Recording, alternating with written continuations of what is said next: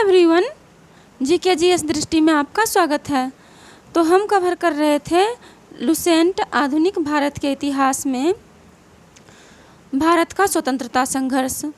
तो भारत के स्वतंत्रता संघर्ष में लगभग हमने आधा पार्ट कवर कर दिए हैं और उसको हम डाल भी दिए हैं वीडियो को, और इस प्ले लिस्ट में डाल दिए हैं, आप वहाँ जाके देख सकते हैं। और ये जो हम आज कवर करेंगे इसका पार्ट सेकेंड कवर करेंगे। तो देखिए स्टार्ट करते हैं यहाँ से कि गांधी जी ने सत्याग्रह का सर्वप्रथम प्रयोग दक्षिण अफ्रीका में किया। तो क्वेश्चन बनता है कि गांधी जी ने सत्याग्रह का सर्वप्रथम प्रयोग कब किया? तो दक्षिण अफ्रीका में किया। कहाँ पे किया था? तो दक्षिण अफ्रीका में। भारत में सत्याग्रह का पहला प्रयोग 1917 में चंपारण बिहार में किया गया। भारत में सत्याग्रह का पहला प्रयोग कहाँ पे किया गया? तो चंपारण बिहार में किया गया 1917 ईस्वी में। नेक्स्ट है चंपारण विद्रोह के कारण अंग्रेजों को तिनकटिया प्रथा को समाप्त करना पड़ा। तो क्वेश्चन बनता है कि किस विद्रोह के कारण जो है अंग्रेजों को तिनकटिया प्रथा समाप्त करना पड़ा? तो चंपारण विद्रोह के कारण जो अंग्रेज जो थे किसान के, वहाँ के किसान से ज़बरदस्ती टोटल खेत के 3 भाग में ना नील का खेती करवाते थे, जो काफ़ी हानि होता था उन लोगों को। तो इसलिए जो है तिनकटिया प्रथा चंपारण विद्रोह के कारण समाप्त करना पड़ा था, अंग्रेजों को समाप्त करना। नेक्स्ट है बेसेंट ने 20 अगस्त 1917 को होम रूल लीग को समाप्त करने की घोषणा की। ये भी क्वेश्चन पूछा हुआ कि बेसेंट ने होम रूल लीग कब समाप्त करने की घोषणा की? तो 20 अगस्त 1917 को। आगे है 1918 ईस्वी को। यहाँ पे देखिए कि 1918 ईस्वी में महात्मा गांधी ने अहमदाबाद टेक्सटाइल लेबर एसोसिएशन की स्थापना की। तो पूछा जाएगा अहमदाबाद टेक्सटाइल लेबर एसोसिएशन की स्थापना किसने की? तो महात्मा गांधी ने। कब की? तो 1918 में। यह उस समय की सबसे बड़ी ट्रेड यूनियन थी। यही गांधी जी ने ट्रस्टीशिप का सिद्धांत दिया।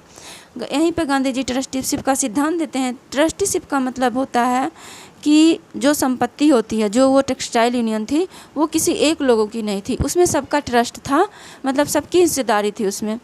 तो इसलिए जो है ट्रस्टीशिप का सिद्धांत देते हैं वहीं पे गांधी जी। इसमें उन्होंने बताया कि पूंजीपति मजदूरों के हितों की रक्षा करने वाले ट्रस्टी होते हैं, और इसमें उन्होंने बताया है कि पूंजीपति मजदूरों के हितों की रक्षा करने वाले क्या होते हैं? ट्रस्टी होते हैं। नेक्स्ट है 31 अक्टूबर 1920 को। यहाँ पे देखिए 31 अक्टूबर 1920 को M.N. जोशी ने all India trade union Congress AITUC की स्थापना की। 31 अक्टूबर 1920 को N.M. जोशी ने all India trade union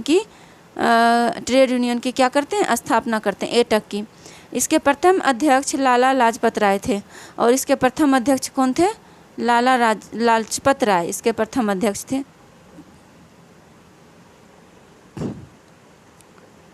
next है कि जो यहाँ पे एक बार और इसको देख लीजिए, ये पूछा हुआ है 31 अक्टूबर 1920 को N.M. जोशी ने all India trade union Congress की स्थापना करते हैं किया। इसके प्रथम अध्यक्ष लाला लाजपत राय थे।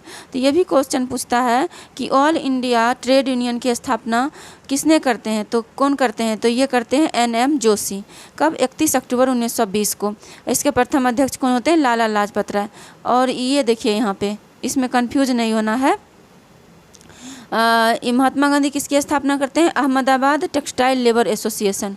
तो ये हो गया, दोनों में यही डिफरेंस है, और ये पूछा भी हुआ है N.M. जोशी वाला क्वेश्चन। नेक्स्ट देखिए आगे है महात्मा गांधी ने पहली बार भूख हड़ताल अहमदाबाद मिल मजदूरों के हड़ताल के समर्थन में की। ये तो क्वेश्चन इस बार भी पूछा गया था कि जो महात्मा गांधी पहले बार भूख हड़ताल पर कब बैठे थे, ये मैच करने के लिए था। तो वो अहमदाबाद जो सबसे पहले ये भूख हड़ताल अहमदाबाद मिल मजदूरों के हड़ताल के समर्थन में उन्होंने की थी। कब? 1918 में। आगे है गांधी जी ने 1918 में, यहाँ पे देखिए गांधी जी ने 1918 में गुजरात के खेड़ा ज़िले में कर नहीं आंदोलन चलाया। तो गांधी जी ने 1918 में गुजरात के खेड़ा ज़िले में कौन आंदोलन चलाते हैं? कर नहीं आंदोलन चलाते हैं। तो ये भी पूछा जाता है कि गांधी जी ने कब कर नहीं आंदोलन चलाए? जो गुजरात के खेरा जिले में 1918 में गांधी जी ने कर नहीं आंदोलन चलाए। नेक्स्ट है 19 मार्च, यहाँ पे देखिए 19 मार्च 1919 को रॉलेट एक्ट लागू किया गया। रॉलेट एक्ट कब लागू किया गया? 19 मार्च 1919 को रॉलेट एक्ट लागू किया गया। इसके अनुसार किसी भी संदेहास्पद व्यक्ति को बिना मुकदमा चलाए गिरफ्तार किया जा सकता था। और इसके अनुसार क्या था? किसी भी संदेहास्पद व्यक्ति को थोड़ा भी संदेह हुआ, जैसे आप पे थोड़ा संदेह हुआ, आपको चुपचाप लेके और आप पे मुकदमा चलाया जाएगा, जेल में डाल दिया जाता था। आगे देखिए कह रहा है, परंतु उसके विरुद्ध ना कोई अपील, ना कोई दलील और ना कोई वकील किया जा सकता था।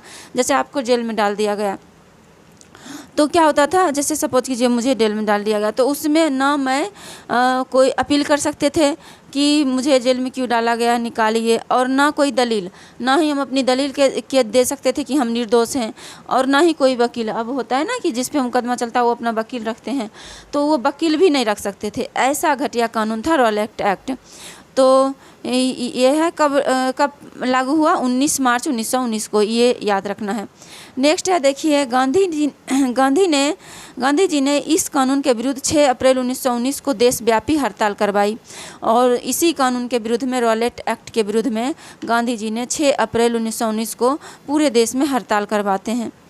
और 13 अप्रैल 1919 को, यहाँ पे देखिए 13 अप्रैल 1919 को अमृतसर में जालियांवाला बाग हत्याकांड हुआ।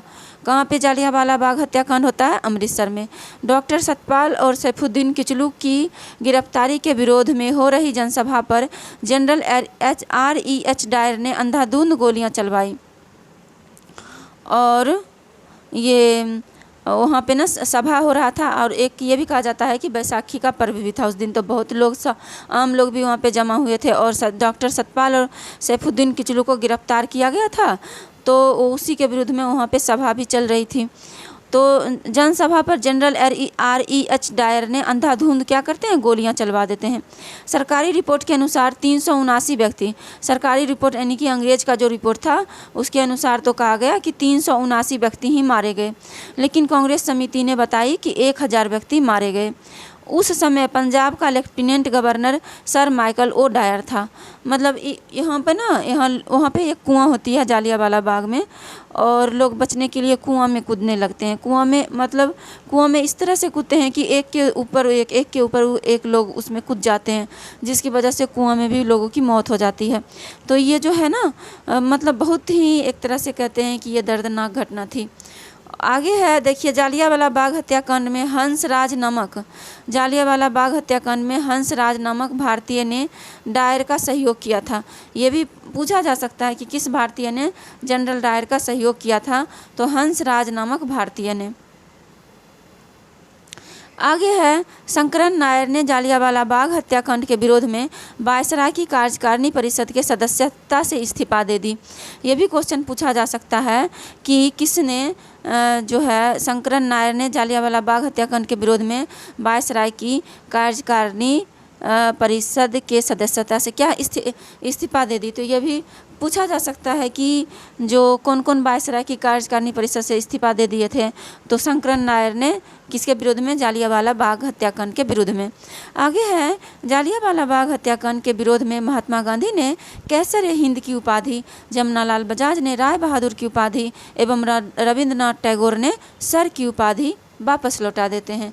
तो ये भी पूछा जा सकता है कि जालियांवाला बाग हत्याकांड में महात्मा गांधी ने कौन सी उपाधि वापस कर दी थी? तो कैसर-ए-हिंद की उपाधि वापस कर दी थी।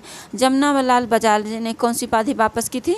राय बहादुर की उपाधि वापस कर दी थी। और रविंद्रनाथ टैगोर ने सर की उपाधि वापस कर देते हैं।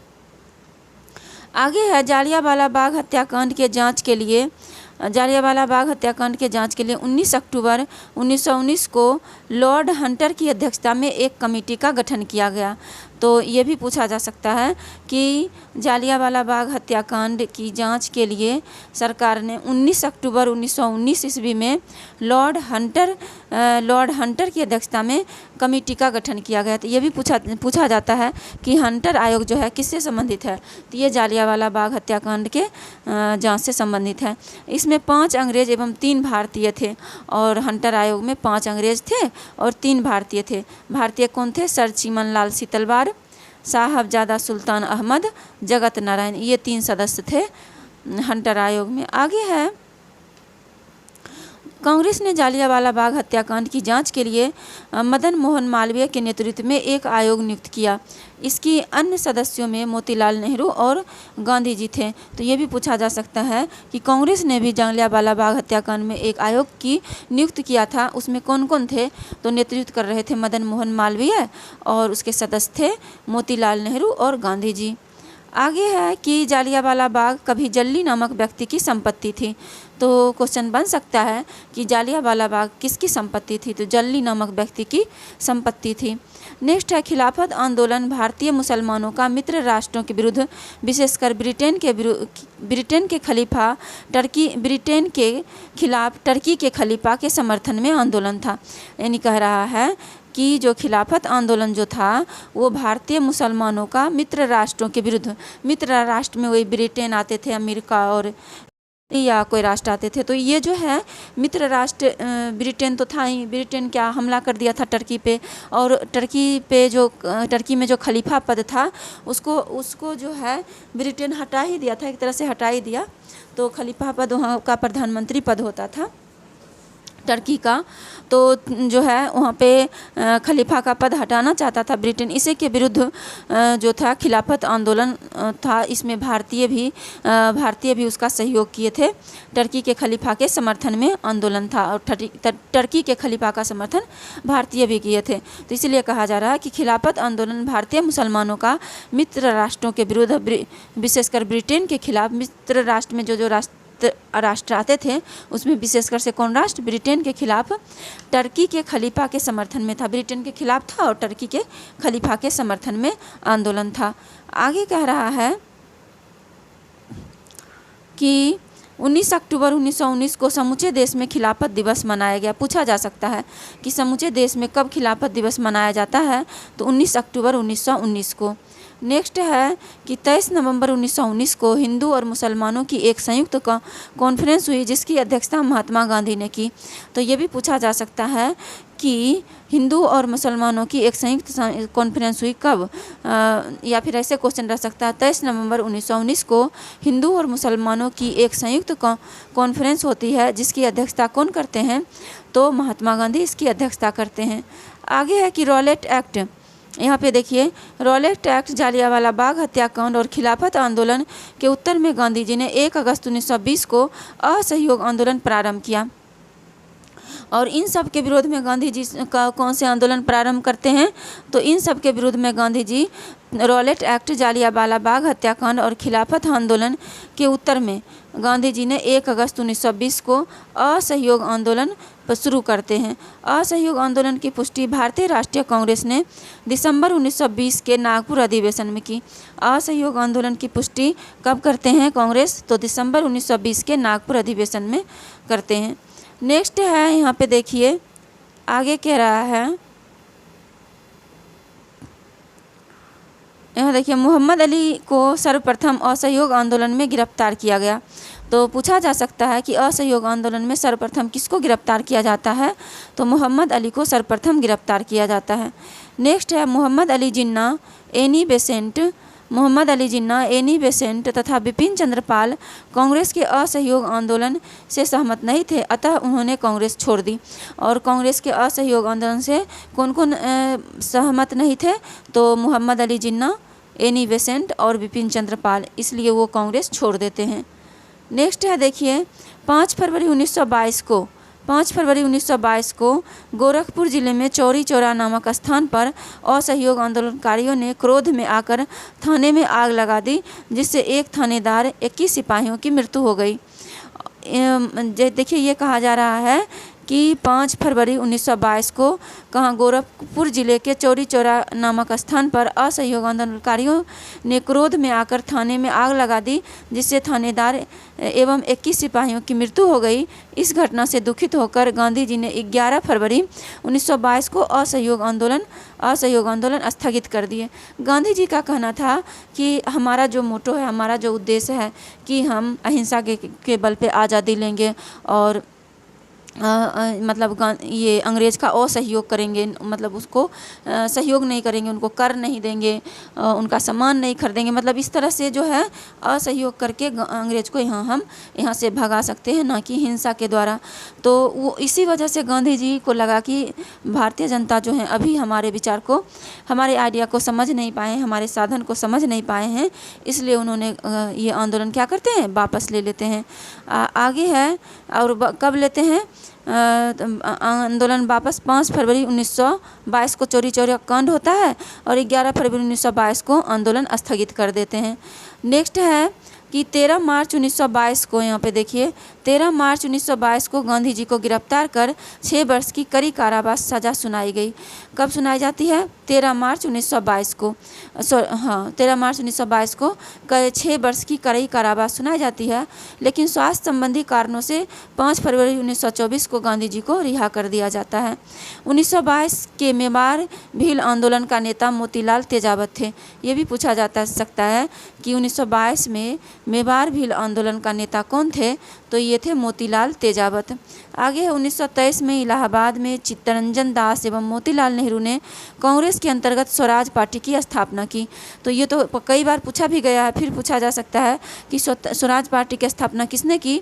तो चित्तरंजन दास और मोतीलाल नेहरू ने, और ये 1923 में की, कहाँ पे? इलाहाबाद में, और कांग्रेस के अंतर्गत ही की थी। नेक्स्ट है, देखिए यहाँ पे कह रहा है महात्मा गांधी सिर्फ एक बार कांग्रेस के बेलगांव अधिवेशन 1924 में इसके अध्यक्ष चुने गए थे। तो ये भी क्वेश्चन पूछा गया है कि महात्मा गांधी ने किस अधिवेशन की अध्यक्षता किए थे? तो बेलगांव अधिवेशन की अध्यक्षता महात्मा गांधी ने किए थे। कब किए थे? तो 1924 में। नेक्स्ट है सचिंद्र सान्याल। यहाँ देखिए सचिंद्र सान्याल ने 1924 ईस्वी में कानपुर में हिंदुस्तान रिपब्लिकन एसोसिएशन की स्थापना की। सचिंद्र सान्याल 1924 ईस्वी में कब जो है कौन से किसकी स्थापना करते हैं? तो हिंदुस्तान रिपब्लिकन एसोसिएशन की स्थापना करते हैं। भगत सिंह ने 1928 में दिल्ली स्थित फिरोज शाह कोटला में हिंदुस्तान सोशलिस्ट रिपब्लिकन एसोसिएशन की स्थापना की, और ये जो है Bhagat Singh Hindustan socialist republican association की स्थापना करते हैं। तो हिंदुस्तान रिपब्लिकन एसोसिएशन की स्थापना करते हैं सचिंद्र सान्याल, और हिंदुस्तान सोशलिस्ट अगर आ जाता है तो ये इसकी स्थापना करते हैं भगत सिंह करते हैं 1928 में, और सचिन सान्याल करते हैं 1924 में। यानी कि पहले ये आता है हिंदुस्तान रिपब्लिकन एसोसिएशन, फिर आता है हिंदुस्तान सोशलिस्ट रिपब्लिकन एसोसिएशन। आगे है नेक्स्ट है, देखिए कि 9 अगस्त 1925 को 10 व्यक्तियों ने सहारनपुर से लखनऊ की ओर जा रही 8 डाउन ट्रेन से रेल विभाग का खजाना काकोरी नामक स्थान पर लूट लिया। कहाँ पे लूटते हैं? काकोरी नामक स्थान पे लूट लेते हैं। इसे ही काकोरी कांड कहा गया। कब? 9 अगस्त 1925 को। कितना व्यक्ति होते हैं? 10 व्यक्ति। ट्रेन कहाँ से कहाँ जा रही थी? सहारनपुर से लखनऊ। और कौन सी ट्रेन होती है की ओर जा रही? 8 डाउन ट्रेन से रेल विभाग का खजाना काकोरी नामक स्थान पर लूट लिया। इसे ही काकोरी कांड कहा गया। सरकारी खजाना लूटने का विचार राम प्रसाद बिस्मिल का था, और सरकारी खजाना लूटने का विचार किसका था? राम प्रसाद बिस्मिल का। इसमें राम प्रसाद बिस्मिल, राजेंद्र लाहिरी, रोशन सिंह एवं अशफाकुल्ला खां को दिसंबर 1927 में फांसी दे दी गई, और सचिंद्र सान्याल को आजीवन कारावास की सज़ा मिली। सचिंद्र सान्याल को आजीवन कारावास की सज़ा मिलती है, और बाकी जो होते हैं ये राम प्रसाद बिस्मिल, राजेंद्र लाहिरी, रोशन सिंह एवं अशफाकुल्ला खां को दिसंबर 1927 में फांसी दे दिया जाता है।